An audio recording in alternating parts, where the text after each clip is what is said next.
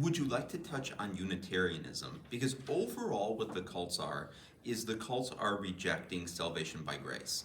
But in the case of Unitarianism, it's more that they're rejecting salvation by faith.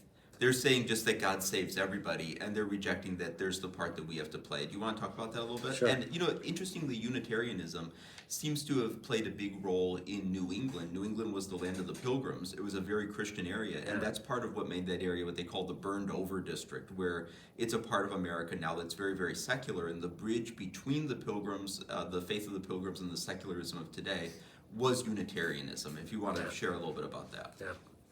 Yeah. Unitarian Church is, like you said, all paths lead to heaven. And right off the bat, we know that that's a problem because we understand the counterfeit part.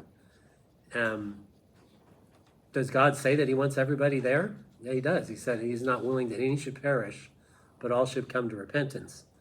But the last part is very important. All should come to repentance. And if you're just thinking, just because I'm alive, and every once in a while I help an old lady across the street, and that's going to get you to home, that's not going to get it. And what I would ask a Unitarian is that, well, the one that everybody comes to mind when they think of evil is Adolf Hitler, but there's been plenty of others, Stalin, Mao Zedong, a few of them. What about them? Are they going to heaven as well without any payment for what they did? Without any repentance? Now, did they? Did Hitler turn to God in his bunker? I don't know. Maybe he did. But the idea that if he didn't, he'd still go, I think everybody would have a problem with that.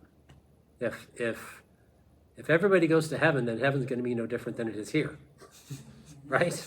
You're going to have the same knuckleheads in heaven that you have here, and we're not. That's not our hope. When I get to heaven, I'm hoping that everything that's wrong with me is gone. And once you get there, it's going to be a place of peace and rest. It's not going to be a place of conflict like what the Unitarians would push on to us, that everybody gets to go.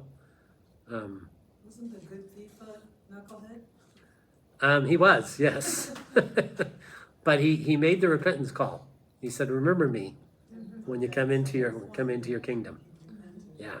So he's our good example. And when people talk to me about how bad I've been, they say, "Well, the thief on the cross made it in the last 15 minutes or so, right? Maybe a couple hours, I don't know. But he made it that same day and didn't go to church, didn't do any tithing, didn't read his Bible. Maybe he did, but he wasn't at that point. There's a bunch of stuff he didn't get baptized. The bunch of stuff the thief on the cross didn't do. But Jesus said something about that. Now, Alistair Begg, if you want to listen to a really interesting topic on that, Alistair Begg has gotten did a sermon on that particular aspect, the thief on the cross. If you want to look that up, it's really, really good. I really enjoyed that. He brought the thief on the cross to Peter's gate, and they started asking him questions. I'll leave it at that. You guys can look that one up. Alistair Begg on the thief on the cross.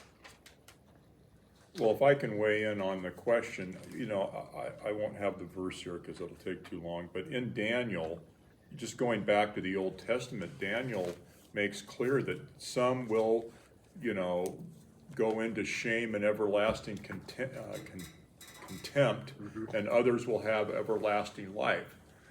I think we can also look right at John 3:16. Whosoever believes shall not perish, but have everlasting life. The clear implication is there's going to be people who perish. Yep. Not everybody is going to have everlasting life. Right. And that's something I just saw recently. I think it's Daniel 12. And many people had told me, well, hell isn't mentioned in the First Testament. Well, yeah, it is. It's not mentioned as often as what Jesus mentioned it, but it's there. And I think it's Daniel chapter 12. That's where it's at. So, talking about there's going to be some that don't make it. Right. Yeah. And again, that's the Unitarians missed that part. So yeah.